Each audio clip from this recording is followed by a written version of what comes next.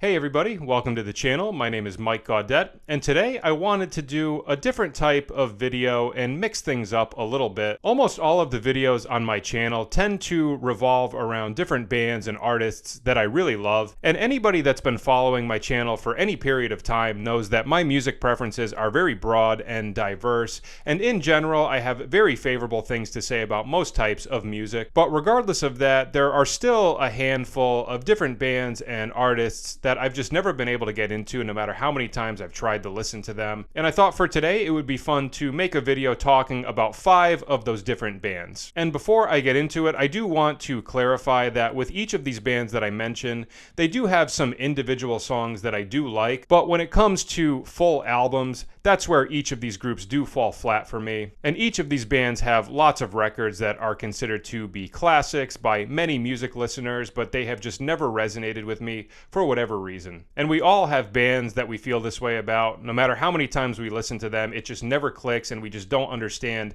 what the appeal is to so many other types of listeners. So please let me know in the comments which bands you've never been able to get into, and also let me know your thoughts on the 5 bands that I've picked, where you agree and disagree. I would love to hear your thoughts. All right, so let's jump right into it. So this is in no particular order. I'm just going to go through all 5 one at a time. So starting things off, here we go with band number 5.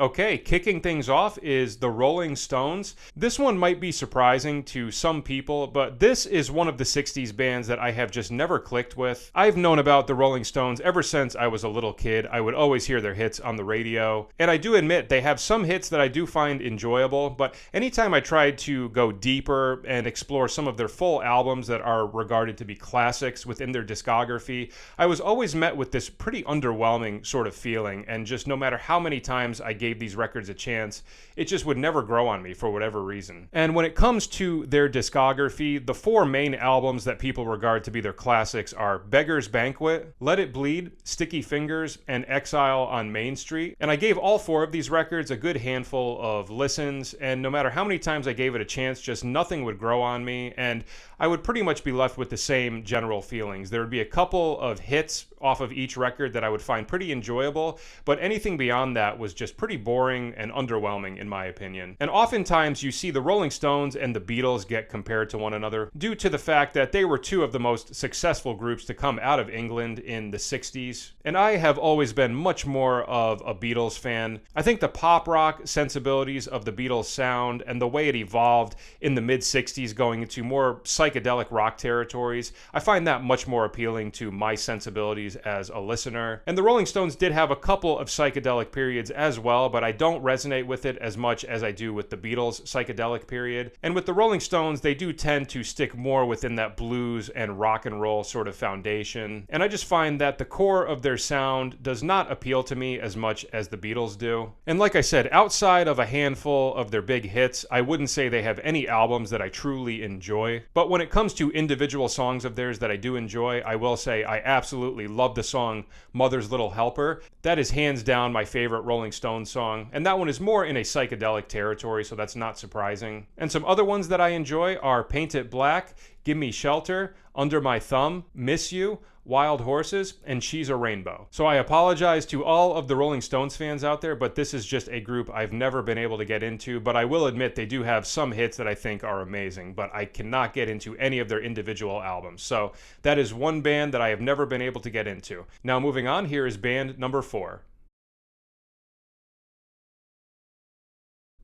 Coming in at number 4 is the Verve. This band is regarded to be one of the legendary Britpop groups of the 90s. And Britpop is a style of music that I've always been kind of hot and cold with. There are certain groups of this style that I do really enjoy with bands like Pulp and Oasis, but on the flip side, there is a good handful of Britpop groups that I've always found to be kind of boring, and the Verve is one of those groups that has always fallen into that category, at least for me. Growing up as a kid in the 90s, I would always hear their song Bittersweet Symphony, and I loved that track, but I never explored any of their other records. And then, maybe about 5 years ago, I started really diving into shoegaze and dream pop, and my initial gateway into their discography was oftentimes if you typed in, top shoegaze or dream pop albums of all time, you would oftentimes see their first album, A Storm in Heaven, pop up on that list. So that was the first record that I gave a chance, and unfortunately I just found it to be pretty boring and underwhelming, and it just did not reach the same highs as a lot of my other favorite shoegaze and dream pop albums did. There were a couple of songs here and there that I did enjoy, but as an overall album, I did find it to be kind of underwhelming. And then after that initial listening experience, I kind of forgot about them for a while.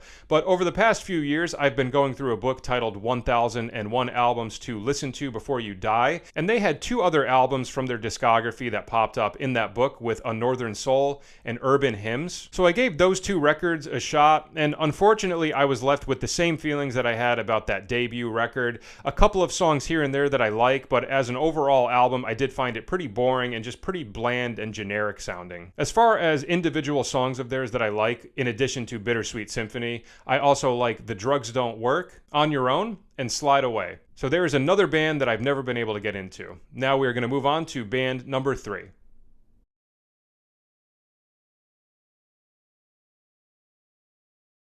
All right, coming in as the next band on the list is Muse. And this was a weird band for me because I never really bothered exploring any of their music. And then at a certain point in my musical explorations, I had heard some people compare them to Radiohead, and that obviously intrigued me because Radiohead is one of my all-time favorite bands. And I think because of this comparison, when I first went in and listened to Muse, I think my expectations were just way too high, and I was very disappointed with what I heard. And also a little bit confused as to why this band would get compared to Radiohead. There are some slight similarities between the two of them in the sense that they are both British rock groups and their vocalists both use falsetto from time to time. But beyond that, I wouldn't say that their music is very similar to one another. I think Radiohead is light years ahead of Muse. And to me, just the sound and the style of Radiohead is so much more groundbreaking and innovative, and they've produced so many classic albums, whereas my least favorite Radiohead album I would still enjoy more than my favorite Muse album. I gave Muse a chance and listened to a couple of their albums. I checked out Origin of Symmetry, Absolution, and The Second Law, and I personally just did not find the music on these records to be very interesting. Stylistically, it does not really resonate with me. It didn't grab me very much, and I'm not a huge fan of the singer's vocal timbre, just a personal preference on my part. The only song of theirs that I can honestly say I really enjoy is Citizen Erased off of Origin of Symmetry. I think that's a pretty cool song with a badass feel to it, and I do go back and listen to that song from time to time. And other than that, I think Supremacy is a pretty good opening track to the Second Law album. But other than those two tracks, I can't say any other songs really stood out to me on the couple of albums that I did explore. And it's just another band that unfortunately does not resonate with me for whatever reason. So that is band number 3. Now moving on, here is band number 2.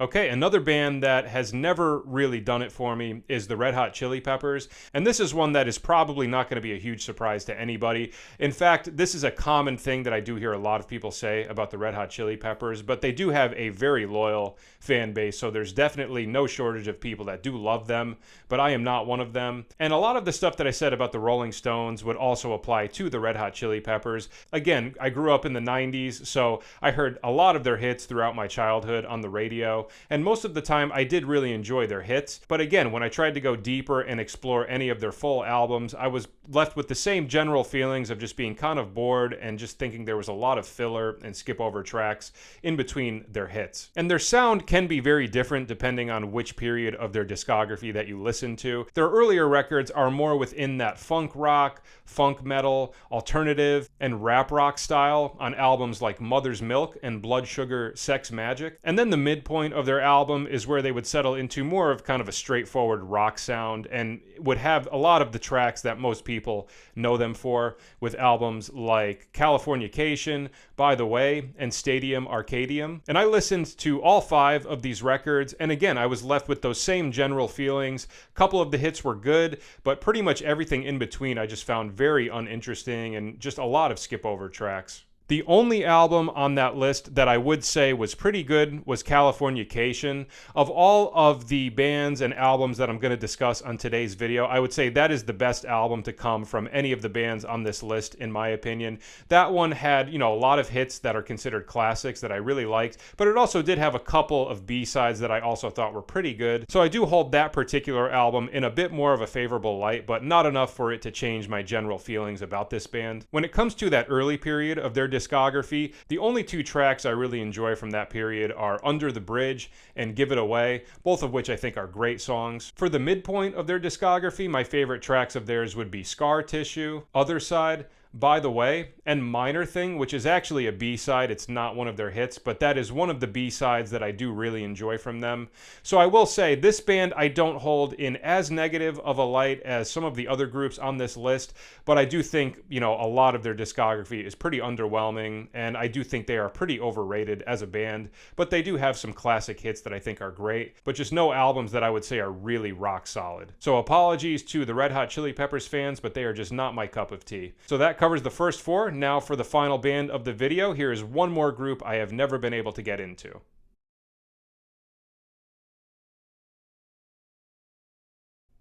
Okay, coming in as the last band that I've never been able to get into is the New York Dolls. And this band in particular is a group that I have always been just completely puzzled by, because I have a few friends that I consider to be pretty deep and sophisticated music listeners, and they hold the New York Dolls in very high regard, and I just for the life of me cannot understand what the appeal of this group is. Originally, this group only released 2 albums in 1973 and 1974, and then they took a really long hiatus and then released a couple more records in the 2000s. And the only album of theirs that I've heard is their debut self-titled record. And in all honesty, the only reason I even gave it a listen is because I'm a huge Todd Rundgren fan. And not only was Todd Rundgren a great songwriter, but he was also an amazing producer as well. And once I got finished going through all of Todd Rundgren's discography, I started exploring all of the different albums that he had produced, and this self-titled New York Dolls album was one of the records on that list. And when I put it on, I was definitely very curious as to what I was going to think about it due to those 2 reasons that I mentioned, the production from Todd Rundgren